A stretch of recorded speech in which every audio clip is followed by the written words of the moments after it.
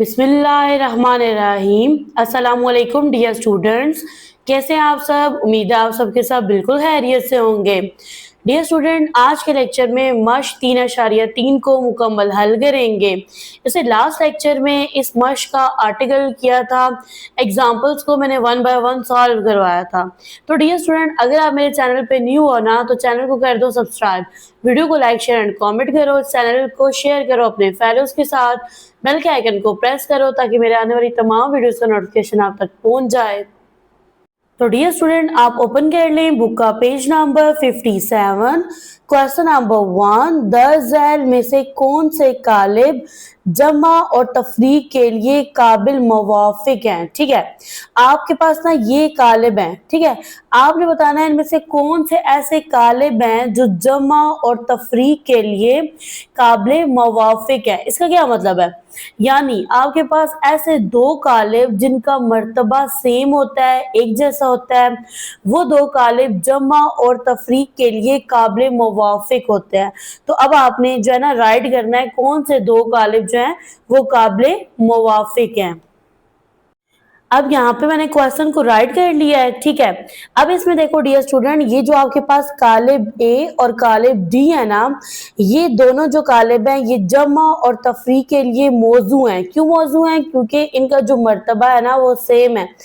अब इन दोनों में दो कतारें और दो कॉलम हैं। नेक्स्ट आपके पास है कालिब बी, जी एंड कालिब एम। ठीक है, अब कालिब बी, जी और एम, इनमें देखो तो ये तीनों जो कालिब है ना ये जमा और तफरीक के लिए मौजू हैं। रीजन क्या है, ये जो कालिब है ना ये जमा और तफरीक के लिए मौजू इसलिए है क्योंकि ये हम मर्तबा है। ठीक है, इसमें कितार की तादाद 2 है और एक कालम है। नेक्स्ट आपके पास है कालिब सी और कालिब एफ। ठीक है, तो ये दोनों जो कालिब हैं ये जमा और तफरीक के लिए मौजू हैं, इसमें एक कतार और दो कालम है। नेक्स्ट आता है जी आपके पास कालिब ई और कालिब एच। ठीक है, अब ये दोनों जो कालिब हैं ये जमा और तफरीक के लिए मौजू हैं, ये दोनों हम मर्तबा है, इसमें एक कितार और एक कालम है। सवाल नंबर 2, अब यहाँ पे देखो आपको ना आपके पास ना 1 बाय 1 3 कालिब हैं। ये देखो कालिब एक्स, कालिब वाई एंड कालिब जेड। ठीक है, इसके अकॉर्डिंग आपने इनको फाइंड करना है, मालूम करना है। तो चलते हैं हल की तरफ। तो डियर स्टूडेंट, पार्ट 1 है आपके पास x प्लस वाई, तो यहाँ पे राइट कर देंगे x, फिर जमा का निशान आएगा, फिर y आएगा। तो यहाँ पे मैं पहले कालिब x लिखूंगी जिसके अरकान है 1, -1, -2 और जमा 2, फिर जमा की इलामत आएगी, फिर इसके बाद कालिब y को लिखेंगे।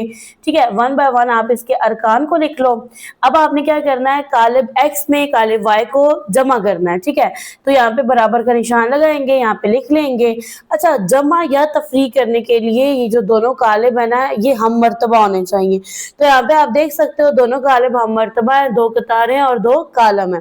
तो मैं यहाँ पे राइट करूंगी 1 जमा 1। ठीक है, -1 जमा 2, फिर यहाँ पे लिखेंगे -2 जमा 3 एंड 2 जमा 4। तो यहाँ पे ना इसको जमा कर लेंगे। अब यहाँ पे देखो 1 में 1 जमा करो 2। ठीक है, जमा -, 3 में से 2 गया 1 रह गया, जमा -, 2 में से 1 गया 1 रह गया, 2 में 4 जमा करेंगे 6। तो ये आपके पास ना x प्लस वाई है, ये आंसर है। तो नेक्स्ट पार्ट है आपके पास y प्लस 7z। तो मैंने यहाँ पे कालिब y को लिखा, फिर 7 को राइट कर दिया और इसके साथ ही मैंने कालिब z को राइट कर दिया। इक्वल का साइन लगाएंगे। ठीक है, कालिब y एज इट इज आएगा। ठीक है, और आपने क्या करना है, कालिब z को 7 से मल्टीप्लाई करना है। तो यहाँ पे देखो 7 3 आर 21 हो जाएगा, 7 0 आर 0। ठीक है, 7 0 आर 0, 7 को -2 से मल्टीप्लाई करेंगे तो ये -14 आ जाएगा। अब ये स्टूडेंट आपने इन दोनों कालिब को जमा कर लेना है। ठीक है, तो मैं यहाँ पे राइट करूंगी 1 जमा 21। ठीक है, 2 जमा 0, 3 जमा 0, 4 जमा -, 14 आ जाएगा। अब यहाँ पे देखो 21 में 1 जमा करो तो 22 बनता है, 2 में 0 जमा करो तो 2 आएगा, 3 में 0 जमा करेंगे तो ये आपके पास बनेगा 3, और 14 में से 4 निकालेंगे तो 10 आएगा। इलामत आएगी मनफी की क्योंकि बड़ा नंबर जो है ना वो मनफी में है। तो डियर स्टूडेंट, ये बनेगा आपके पास आंसर। नेक्स्ट है आपके पास थर्ड पार्ट, इसमें आपके पास 4x माइनस जेड, यहाँ राइट करेंगे 4 को, फिर इसके बाद आ जाएगा कालिब x, मनफी की इलामत आएगी, फिर इसके बाद लिखेंगे कालिब z को। अब आपने क्या करना है, 4 को ना जर्ब देनी है कालिब x से, तो 4 को 1 से जर्ब देंगे 4, 4 को मनफी 2 से जर्ब देंगे मनफी 8, 4 को मनफी 1 से जर्ब देंगे तो ये बनेगा मनफी 4, ठीक है। फर्दर 4 को 2 से जर्ब देंगे तो ये बनेगा आपके पास 8, तो यहाँ पे राइट कर देंगे 8 को। अब ये वाला जो कालिब है इसको आप एज इट इज लिख दो। अब दोनों कालिब को आपने मनफी यानी तफरी करना है। तफरी के लिए दोनों कालिब का हम मर्तबा होना जो है ना वो मस्ट होता है, तो ये हम मर्तबा है, 2 कतारें और 2 कालम है। तो यहाँ पे लिख लेंगे 4 मनफी 3 मनफी 4 मनफी 0, फिर उसके बाद लिखेंगे मनफी 8 मनफी 0 और 8, फिर देखिए मनफी मनफी जमा और यहाँ पे 2 आ जाएगा। अब यहाँ पे देखो 4 में से 3 निकालेंगे तो 1 रह जाएगा, मनफी 4 में से मनफी 0 निकालेंगे तो आपको पता है मनफी 4 एज इट इज आएगा। अब यहाँ पे भी मनफी 8 आएगा, 8 में 2 जमा करेंगे 10, तो ये आपके पास आंसर है। नेक्स्ट है आपके पास फोर्थ पार्ट, ठीक है, इसमें आपने मालूम करना है x जमा 2y जमा 3z। तो मैंने यहाँ पे कालिब x को लिखा, फिर जमा 2 लिखा, फिर इसके साथ ही कालिब y आ गया, फिर लिखा है मैंने जमा 3 और इसके साथ मैंने लिखा है कालिब z को। अब यहाँ पे आपने बराबर का निशान लगाना है, कालिब x एज इट इज आ जाएगा, ठीक है। और अब आपने क्या करना है, ये जो कालिब y है इसको 2 से ज़र्ब देनी है, तो 2 को 1 से ज़र्ब देंगे तो 2 आ जाएगा, 2 को 3 से ज़र्ब देंगे 6 आएगा, 2 को 2 से ज़र्ब देंगे 4, 2 को 8 से ज़र्ब देंगे तो 4 से ज़र्ब देंगे तो 8 आएगा। फिर जमा की इलामत आएगी, 3 को 3 से ज़र्ब देंगे 9, 3 को 0 से ज़र्ब देंगे 0 आएगा, 3 को 0 से ज़र्ब देंगे 0 आएगा, 3 को मनफी 2 से ज़र्ब देंगे तो ये बनेगा मनफी 6। अब डियर स्टूडेंट आपने ना इन तीनों कालिबों को जमा करना है, तो जमा करने के लिए तीनों जो कालिब है ना इनका हम मर्तबा होना जो है ना वो मस्ट है। तो आप यहाँ पे देख सकते हैं आपके पास ये जो कालिब हैं इनकी 2 कतारें और 2 कालम हैं, तो यहाँ पे बराबर का निशान लगाएंगे और इनको जमा कर लेंगे। मैं यहाँ पे लिखूंगी 1, फिर यहाँ पे लिखूंगी जमा 2, फिर आएगा जमा 9, ठीक है। यहाँ से बनेगा मनफी 1 जमा 4 जमा 0, ब्रैकेट क्लोज कर दें।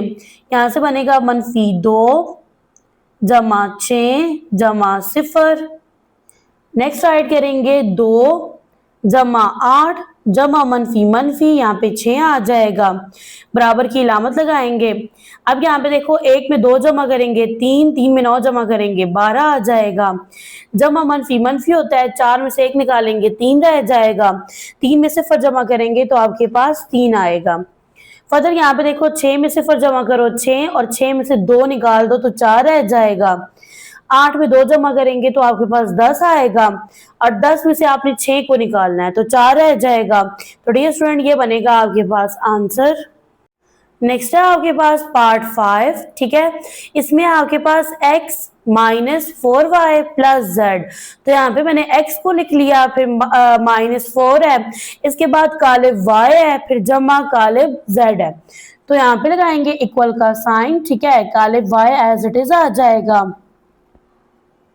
इसको यहाँ पे एज इट इज राइट करेंगे। अब यहाँ पे देखो माइनस का साइन लगाएंगे और 4 मल्टीप्लाई हो जाएगा इस कालिब के साथ, 4 1 4 हो जाएगा, 4 2 8, ठीक है, 4 को 3 से मल्टीप्लाई करेंगे 12, 4 को 4 से मल्टीप्लाई करेंगे 16 आएगा, और ये वाला जो लास्ट वाला कालिब है ना ये आपके पास आ जाएगा एज इट इज, सही है। अब आप क्या करो, अब आप ना पहले इन 2 कालिब को ना तफरीक कर लो, ठीक है, स्टेप वाइज करो, इन दोनों को तफरीक कर लो तो आपके पास एक कालिब आएगा, उसमें इस कालिब को आप जमा कर दो या आप इकट्ठा जो है ना तीनों कालिब को सॉल्व भी कर सकते हो। तो यहाँ पे लगाएंगे इक्वल का साइन, मैं यहाँ पे लिखूंगी 1 मनफी 4 मनफी 1 मनफी 8 मनफी 2 मनफी 12 2 मनफी 16, ठीक है, और इस कालिब को मैंने अभी हल नहीं किया, इसको मैंने एज इट इज राइट कर दिया। अब यहाँ पे देखो डियर स्टूडेंट 4 में से 1 निकालोगे 3 आएगा, इलामत आएगी मनफी की, क्योंकि जो बड़ा नंबर है ना वो नेगेटिव है, माइनस माइनस प्लस होता है, साइन आएगा माइनस का, 8 में 1 जमा करेंगे 9 आएगा। अब यहाँ पे देखिए माइनस माइनस प्लस होता है, साइन आएगा माइनस का।